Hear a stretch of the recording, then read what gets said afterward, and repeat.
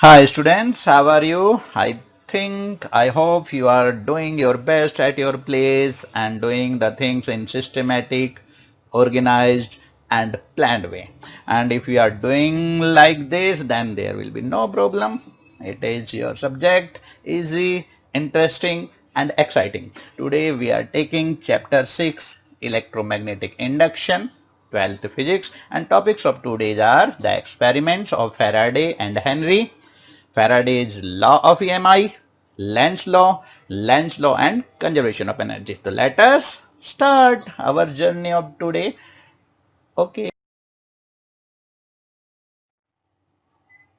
And again we are here student. My favorite slide ये होती है पूरे लेक्चर में जहां हम बात करते हैं previous physics and present day physics.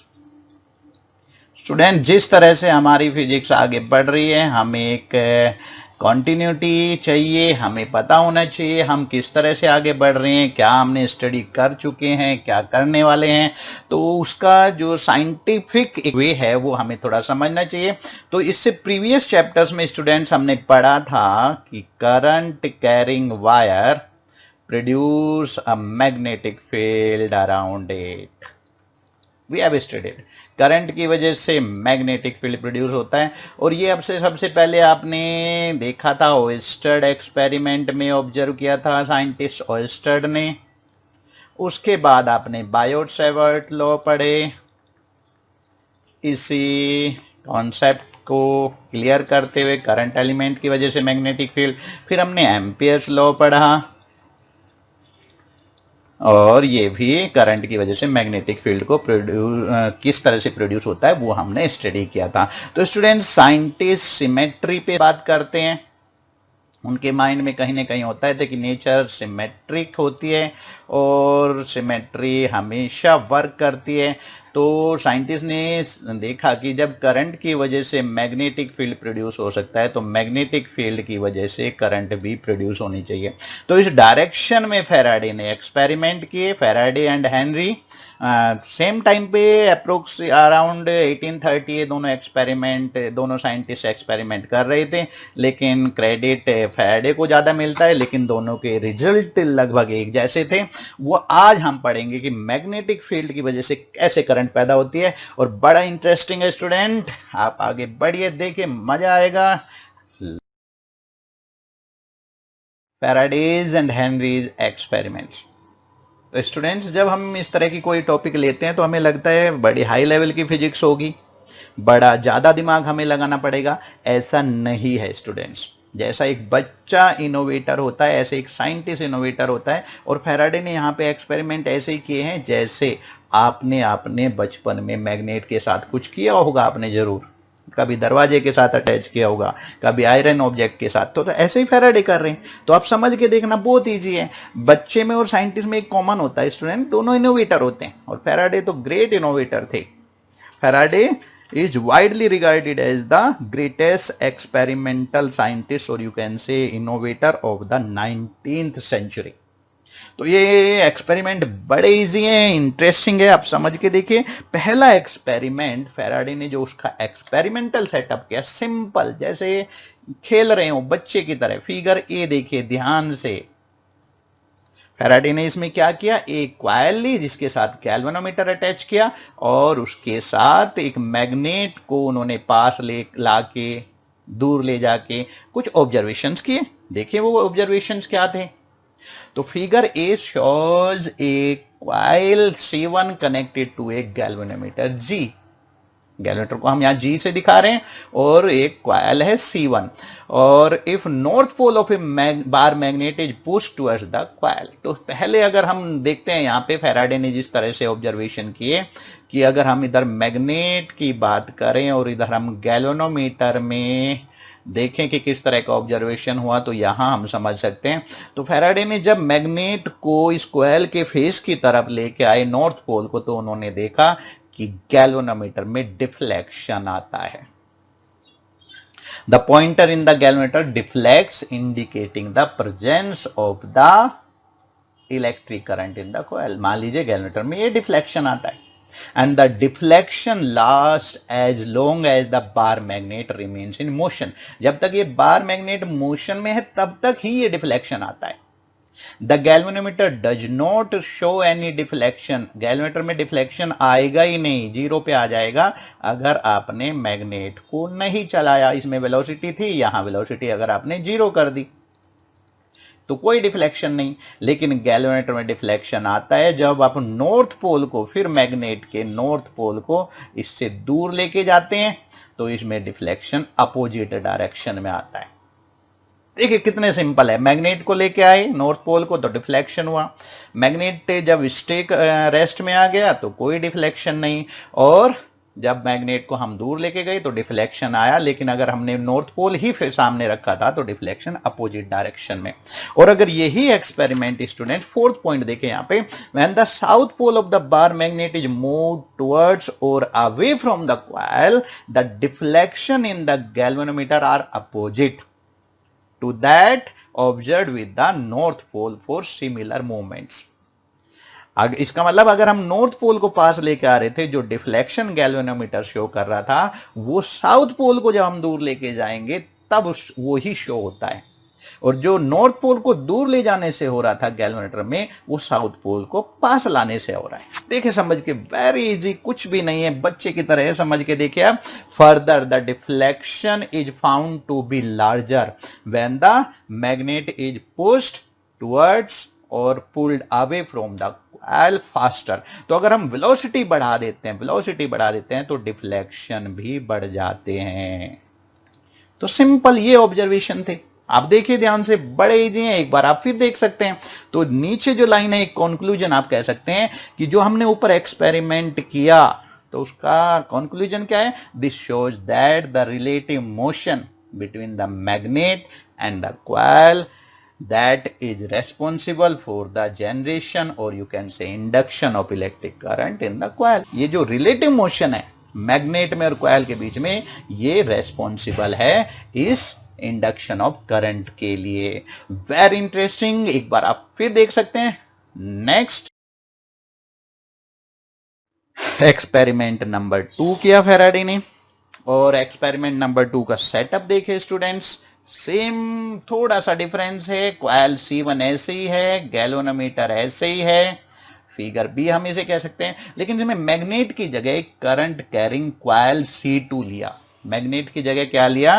Magnet को रिप्लेस किया एक करंट कैरिंग कॉइल C2 से. करंट कैरिंग कॉइल थी, और आपको पता है करंट कैरिंग कॉइल एक मैग्नेट की तरह ही बिहेव करती है. और इसका एक फेस साउथ पोल होगा, एक नॉर्थ पोल. और जब ये देखा गया कि जो इसके रिजल्ट हैं, if the bar magnet is replaced by A second coil C2 as shown in the figure given above connected to a battery, the steady current in the coil C2 produces a steady magnetic field. तो जैसे bar magnet का field था ऐसे इस coil का field है. तो result same रहे, ऐसे ही रिजल्ट आए जैसे same as that in experiment number 1. तो आपको पढ़ने की जरूरत नहीं है, बस नॉर्थ पोल यहां पे भी होगा करंट कैरिंग कॉइल का, साउथ पोल भी होगा, उसी तरह के रिजल्ट यहां पे भी एक्सपीरियंस किए गए. क्लियर है? तो बड़ा इंटरेस्टिंग है. तो ये सेकंड एक्सपेरिमेंट था. और नेक्स्ट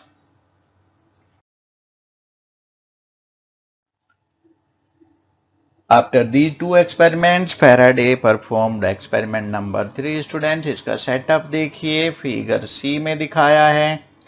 कॉइल C1 जो गैल्वेनोमीटर के साथ अटैच है वो सेम रखा है पहले दो एक्सपेरिमेंट की तरह ही, लेकिन कॉइल C2 को कनेक्ट किया है एक बैटरी से और एक की से, has shown in the figure. तो इस एक्सपेरिमेंट में Faraday showed that the relative motion is not an absolute requirement.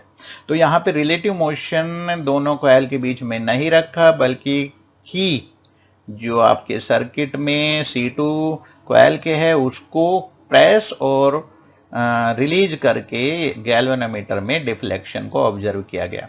तो स्टूडेंट्स जब फैराडे परफॉर्म्ड दिस एक्सपेरिमेंट और की को प्रेस किया गया स्टार्टिंग में, प्रेस्ड तो गैल्वेनोमीटर में एक डिफ्लेक्शन हुआ, लेकिन मोमेंटरी, ठीक है, एक मोमेंट के लिए डिफ्लेक्शन हुआ। और अगर हमने की को प्रेस रखते हैं, प्रेस्ड, तो ये डिफ्लेक्शन जीरो हो जाता है, नो डिफ्लेक्शन गैल्वेनोमीटर में, फिर नो डिफ्लेक्शन की कंडीशन में निडल आ जाती है।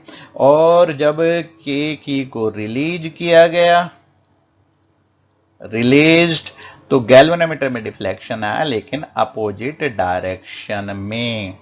तो ये ऑब्जर्वेशन फैराडे ने इस एक्सपेरिमेंट में किए।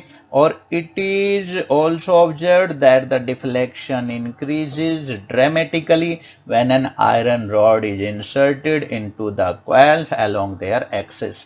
तो जब एक आयरन रॉड को along the axis of the coil रखा गया, तो ये जो डिफ्लेक्शन था की को प्रेस करने पे या रिलीज करने पे, ये ड्रामेटिकली इंक्रीज हुआ स्टूडेंट्स, क्योंकि उसकी वजह से मैग्नेटिक फील्ड बढ़ता है।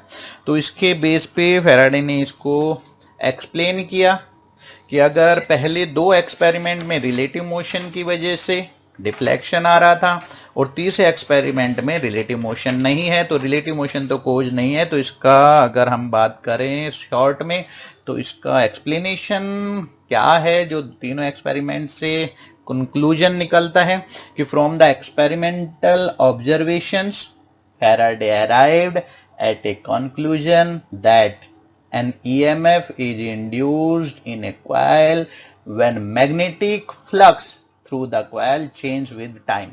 वो दोनों रिलेटिव मोशन की वजह से या यहाँ पे की को प्रेस और रिलीज करने की वजह से, जब भी मैग्नेटिक फ्लक्स चेंज होता है कॉइल C1 के थ्रू, तभी उसमें एक ईएमएफ इंड्यूस होता है, और क्लोज सर्किट में होने की वजह से एक इंड्यूस करंट उसके अंदर फ्लो करती है। वेरी गुड, तो आपको समझ आ गया होगा, इसको ध्यान से देखना, इजी है। After the three innovative experiments, student सोचिए जब फैराडे ने अपने इन एक्सपेरिमेंट्स की स्टडी को पब्लिक किया तो क्या हुआ, क्या हुआ होगा, सोचिए। Do you know that when Faraday first made public his discovery that relative motion between a bar magnet and a wire loop produced a small current in the latter, he was asked, उनसे question पूछा गया कि what is the use of it। Scientist ने उनको बोला, उनको कहा गया कि इस जो मोमेंटरी करंट प्रोड्यूस हो रही है, इसका क्या यूज है। तो क्या जवाब रहा होगा फैराडे का, आपने सुना है कभी? बड़ा इंटरेस्टिंग जवाब था फैराडे का। His reply was, what is the use of a newborn baby. Faraday ने कहा what is the use of a newborn baby. एक बच्चा जब पैदा होता है तो वो बड़ा होके क्या करेगा, कौन बता सकता है। तो उन्होंने क्वेश्चन का आंसर क्वेश्चन में दिया। समझ आया कितना इंटरेस्टिंग रहा होगा ये फेज जब उनसे पूछा गया। और सबने एक तरह से डाउट करने वाली बात होती है, ये कोई भी कह सकता है। आप भी कोई एक्सपेरिमेंट करते हैं तो कोई कह सकता है what is the use of it. तो फैराडे का जवाब एक क्वेश्चन में ही है कि what is the use of a newborn baby, कि एक बच्चा जब पैदा होता है तो बड़ा होके क्या करेगा, उनका मतलब ये था। तो आप कैसे बता सकते हैं? तो आज हम जानते हैं कि and now we see that the phenomena of EMI is not only theoretical but also of practical utility.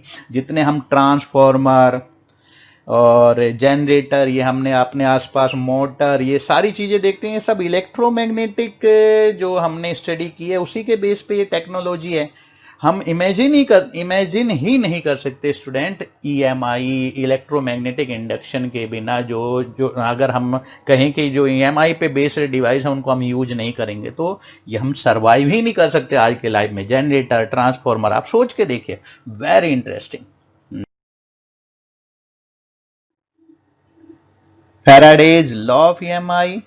On the basis of his experiments, Faraday gave a law of EMI, and which is given as the magnitude of the induced EMF in a circuit is equal to the time rate of change of magnetic flux through the circuit. तो student तीनों experiment में हमने देखा जो coil C1 है जो galvanometer के साथ अटैच है उसके अंदर जो EMF इंड्यूस होता है तो फैराडे के according it is equal to the time rate of change of magnetic flux through the coil C1 और mathematically the induced EMF is given by E is equal to minus d phi upon dt. तो E का मतलब हुआ है induced EMF जो यहाँ पे हम कॉइल C1 की बात कर रहे हैं उसके अंदर जो प्रोड्यूस होगा और that will be equal to the minus d phi upon d t. D phi upon d t का मतलब time rate of change of magnetic flux passing through it. और यहाँ पे जो माइनस साइन का रोल है student the negative sign indicates the direction of E and hence the direction of current in a closed loop.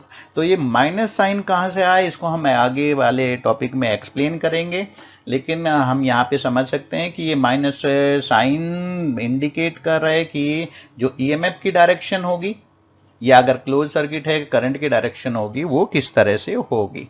और student in case of a closely wound coil of N turns अगर आपकी coil में N turns हैं तो यही आप लिख सकते हो induced EMF in the coil is given by minus N d phi upon d t. यानी कि आपका जो ईएमएफ है वो एन टाइम्स हो जाएगा. The induced EMF can be increase by increasing the number of turns of the close coil. तो अगर आपको ईएमएफ बढ़ाना है तो कॉइल में नंबर ऑफ टर्न्स बढ़ाइए. क्लियर है. तो ये सिंपल सा एक लॉ है इसको समझिए. It is very very easy और समझ आने वाली चीज है आसान है. Next Lenz law. तो स्टूडेंट्स हमने फैराडे लॉ पढ़ा था मैथमेटिकल फॉर्म में E is equal to minus d phi upon d t. तो यहाँ पे माइनस क्यों आता है इसी को एक्सप्लेन करने के लिए लेंस लॉ है. इसका स्टेटमेंट देखिए. फैराडे एक्सपेरिमेंट की बात अगर हम करें the polarity of induced EMF is such that it tends to produce a current which oppose the change in magnetic flux that produced it. इसका मतलब ये है स्टूडेंट पहले अगर हम इस डायग्राम की बात करते हैं फैराडे फर्स्ट एक्सपेरिमेंट तो जब हम नॉर्थ पोल को कॉइल के पास लेके आते हैं तो कॉइल के अंदर जो इंड्यूस्ड ईएमएफ होगा अकॉर्डिंग टू लेंस लॉ उसकी वजह से जो करंट होगी वो ऐसी डायरेक्शन में होगी कि इस फेस को नॉर्थ पोल बना दे और जिस वजह से वो पैदा हो रही है नॉर्थ पोल के पास आने की वजह से उसी का अपोज कर सके. तो नॉर्थ पोल पास लेके आएंगे तो इसमें ऐसी डायरेक्शन में इंड्यूस ईएमएफ की पोलरिटी होगी और उसकी वजह से करंट होगी कि यहाँ नॉर्थ पोल बन जाए और इसके पास आने का नॉर्थ पोल के पास आने का अपोज कर सके. और student at the same time अगर हम नॉर्थ पोल को दूर लेके जाते हैं तो फिर पोलरिटी चेंज हो जाएगी ईएमएफ की और उसकी वजह से जो करंट होगी वो भी ऐसी डायरेक्शन में फ्लो करेगी कि ये फेस आपके कॉइल का साउथ पोल हो जाए और ये इसको अट्रैक्ट करे यानी कि दूर जाने का भी अपोज करेगा. मैग्नेट पास आएगी उसका भी अपोज करेगा. इंड्यूस्ड ईएमएफ ऐसी डायरेक्शन में करंट फ्लो कराएगा और दूर जाने का भी अपोज करेगा. देखिए वेरी इंटरेस्टिंग है. The negative sign shown in Faraday's law represent this effect. Clear है बेटा. तो लेंस लॉ बताता है कि माइनस साइन क्यों आया. ये बता रहे कि इंड्यूस ईएमएफ जिस वजह से प्रोड्यूस हो रहा है उसी का अपोज करता है. क्लियर है. और अब हम यहां पे समझा सकते हैं Lenz law and conservation of energy. तो यहां पे बता रहे कि अगर हम बात करें गैल्वेनोमीटर के साथ जो C1 कॉइल अटैच्ड है यहाँ पे अगर इंड्यूस्ड करंट प्रोड्यूस हो रही है तो यहाँ पे एक एनर्जी प्रोड्यूस हो रही है स्टूडेंट्स. तो क्वेश्चन यही आया कि जब हमने इस चीज को इस सर्किट को टच ही नहीं किया इसमें कोई सोर्स ही नहीं है तो इसमें इलेक्ट्रिक करंट यानी कि एनर्जी इलेक्ट्रिक एनर्जी कहाँ से इंड्यूस हो गई. तो violation of conservation of law तो नहीं है ये लेकिन लेंज लॉ ने इसको एक्सप्लेन किया स्टूडेंट जो अभी हमने पढ़ा है कि जब हम नॉर्थ पोल को कॉइल के फेस की तरफ लेके आते हैं तो हम मैकेनिकल वर्क कर रहे हैं. क्यों? क्योंकि सामने जो फेस है आपकी कॉइल का वो नॉर्थ पोल बन गया. इंड्यूस ईएमएफ ऐसी डायरेक्शन में उसमें इंड्यूस हुआ कि वो उसका अपोज कर सके. तो हम नॉर्थ पोल पास लेके आ रहे हैं स्टूडेंट्स तो उसका फेस नॉर्थ पोल हो गया वो उसको अपोज कर रहा है. तो हमें वर्क करना पड़ेगा मैग्नेट को पास लाने के लिए. We have to do mechanical work. और जब हम मैग्नेट को दूर लेके जाएंगे तो ये आपकी कॉइल का फेस साउथ पोल बन जाएगा। अगर आपने नॉर्थ पोल उसकी तरफ रखा है और दूर लेके जा रहे हैं और ये साउथ पोल अट्रैक्ट करेगा, हम दूर लेके जा रहे हैं तो हमें मैकेनिकल वर्क करना पड़ेगा। तो जो मैकेनिकल वर्क एक्सटर्नल एजेंट कर रहा है मैग्नेट को मूव कराने के लिए स्टूडेंट्स, वो ही यहाँ पे उसी की कोस्ट पे आपके कॉइल में गैल्वेनोमीटर से जो अटैच है उसमें करंट आ रहा है। और अगर हम थर्ड एक्सपेरिमेंट की बात करें फैराडे की, तो उसमें जो पास वाली आपकी कॉइल है C2, उसमें जब आप करंट इंड्यूस करेंगे, बैटरी की वहां पे सोर्स होगा जो एनर्जी सप्लाई करेगा, उसी की कोस्ट पे, उसी की वजह से फ्लक्स चेंज हो रहा है और उसी बैटरी की एनर्जी कोस्ट पे आपकी इस कॉइल में करंट यानी कि इलेक्ट्रिक एनर्जी प्रोड्यूस हो रही है। तो यहाँ पे वायलेशन ऑफ लॉ नहीं है एनर्जी का, बल्कि कंजर्वेशन ऑफ लॉ को यहाँ पे हम प्रूव कर सकते हैं according to using Lenz law.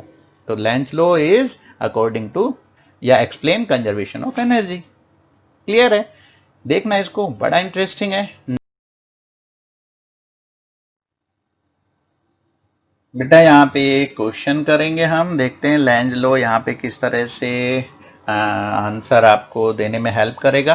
What is the direction of induced current in the metal rings 1 and 2 when current I in the wire is increasing steadily। तो एक वायर में करंट इंक्रीज हो रही है स्टूडेंट्स। तो अगर हम बात करें इस करंट की वजह से मैग्नेटिक फील्ड वायर के नीचे होगा इनवर्ड नॉर्मल और वायर के ऊपर मैग्नेटिक फील्ड होगा आउटवर्ड नॉर्मल। और करंट बढ़ रहा है तो फिर इन मैग्नेटिक फील्ड की वैल्यू भी बढ़ रही है, मैग्नीट्यूड बढ़ रहा है। तो स्टूडेंट वन रिंग के अंदर बाहर आने वाला मैग्नेटिक फील्ड यानी कि मैग्नेटिक फ्लक्स बढ़ रहा है। तो वन रिंग के अंदर इंड्यूस करंट ऐसी डायरेक्शन में फ्लो करेगी लेंज लॉ के अकॉर्डिंग जो इस बढ़ते हुए फ्लक्स का अपोज कर सके, यानी कि उस करंट की वजह से, उस इंड्यूस करंट की वजह से मैग्नेटिक फील्ड इनवर्ड हो। तो अगर हम यहाँ right hand thumb rule use करते हैं और फिंगर को उस करंट के डायरेक्शन में, तो थंब हमारा इनवर्ड होना चाहिए। तो यहाँ पे रिंग 1 के अंदर उस हिसाब से करंट होगी क्लॉकवाइज। और इसी हिसाब से हम देख सकते हैं स्टूडेंट्स रिंग 2 के अंदर, क्योंकि अंदर जाने वाला फ्लक्स बढ़ रहा है करंट के बढ़ने की वजह से, तो 2 में करंट ऐसी डायरेक्शन में फ्लो करेगी इंड्यूस करंट कि उसकी वजह से मैग्नेटिक फील्ड बाहर हो जिससे बढ़ते हुए फ्लक्स का अपोज कर सके। तो लेंज लॉ यूज हो रहा है और इस हिसाब से रिंग 2 के अंदर करंट होगी एंटी क्लॉकवाइज। तो वो सारे न्यूमेरिकल्स आप इस तरह से कर सकते हैं स्टूडेंट्स। नेक्स्ट क्वेश्चन है students, a bar magnet is moved in the direction indicated by the arrow between two coils PQ and CD। predict the direction of induced current in each coil। तो ध्यान से देखिए students, आप magnet को दोनों coil के बीच में move करा रहे हैं और आप इसे लेफ्ट टू राइट लेके जा रहे हैं। लेफ्ट इसका पोल है नॉर्थ और साउथ पोल है राइट में, और आप इसे जब आप राइट लेके जाएंगे CD कॉइल की तरफ PQ कॉइल से दूर, तो आप देखते हैं जब PQ कॉइल की अगर बात करें, नॉर्थ पोल अगर Q एंड से दूर जा रहा है तो करंट ऐसी डायरेक्शन में फ्लो कर सकेगी करेगी कि इसका अपोज कर सके। तो यहाँ साउथ पोल बनेगा यानी कि क्लॉकवाइज करंट, और यहाँ पे नॉर्थ पोल बन जाएगा PQ कॉइल में। तो यानी कि Q एंड पे क्लॉकवाइज करंट और P एंड पे एंटी क्लॉकवाइज करंट। और अगर हम CD कॉइल की बात करें तो साउथ पोल इसके C फेस की तरफ को मूव कर रहा है, तो उसका अपोज करने के लिए यहाँ पे साउथ पोल बनेगा C एंड की तरफ और D एंड की तरफ नॉर्थ पोल बनेगा। ध्यान से देख। तो students according to Lenz law अगर हम यहाँ पे यूज करते हैं, according to Lenz law, the direction of current in coil PQ is from Q to P, और direction of current in CD is from C to D। Clear है? तो ध्यान से देखिए इसको, वेरी इंटरेस्टिंग इस तरह के क्वेश्चंस आते हैं स्टूडेंट्स। और क्वेश्चन देख सकते हैं। तो न्यूमेरिकल देख लेते हैं स्टूडेंट, बोर्ड में आते हैं इस तरह के question. Figure a shows planar loops of different shapes moving out और into a region of magnetic field which is directed normal to the plane of the loop away from the reader. यानी कि magnetic field away from the reader का मतलब inward normal हम लेंगे यहाँ पे। Determine the direction of induce current in each loop using Lenz law. तो first case जब हम रेक्टेंगुलर लूप की बात करते हैं स्टूडेंट्स, वो मैग्नेटिक फील्ड के अंदर मूव जा रहा है, तो यहाँ पे फ्लक्स अंदर की तरफ जाता हुआ बढ़ रहा है, तो इसके अपोज करने के लिए जो इंड्यूस करंट होगी वो ऐसी डायरेक्शन में फ्लो करेगी कि उसकी वजह से ये फ्लक्स घट सके, यानी कि उसकी वजह से मैग्नेटिक फील्ड बाहर के डायरेक्शन में प्रोड्यूस होके सके। तो राइट हैंड थंब रूल अगर यूज करेंगे तो यहाँ पे करंट एंटी क्लॉकवाइज फ्लो करनी चाहिए इसके अंदर। तो इसका आंसर आप दे सकते हैं एंटी क्लॉकवाइज का मतलब current in the rectangular loop direction of current in rectangular loop is will be given by anticlockwise, that is A B C D A। ये डायरेक्शन रहेगी करंट की। सेकंड की बात करते हैं, जब आपका ये इरेगुलर लूप है, ये बाहर आ रहा है, तो अंदर जाने वाला फ्लक्स जो इसके अंदर से पास हो रहा था वो डिक्रीज होता जाएगा। तो करंट ऐसी डायरेक्शन में फ्लो करेगी कि इस डिक्रीज होने वाले फ्लक्स को इंक्रीज कर सके, यानी कि यहाँ पे इंड्यूस करंट ऐसी डायरेक्शन में होगी कि इस फ्लक्स को बढ़ा सके। तो इस फ्लक्स को बढ़ाने के लिए करंट को जाना पड़ेगा क्लॉकवाइज। और क्लॉकवाइज की अगर हम यहाँ डायरेक्शन देखते हैं स्टूडेंट्स, तो इरेगुलर लूप की बात करते हैं। इरेगुलर लूप में डायरेक्शन ऑफ करंट होगी एंड क्लॉकवाइज। और क्लॉकवाइज डायरेक्शन कौन सी होगी, ध्यान से देखिए। अगर मैं यहाँ पे लिखूं ए बी सी डी, यहाँ पे भी हमने ए बी सी डी के हिसाब से हमने, क्योंकि इसी हिसाब से पॉइंट्स को नाम दिया है। तो आप ध्यान से देखिए, बड़े इंटरेस्टिंग क्वेश्चन है ये, समझ के करिए। आज के लिए इतना ही, थैंक यू।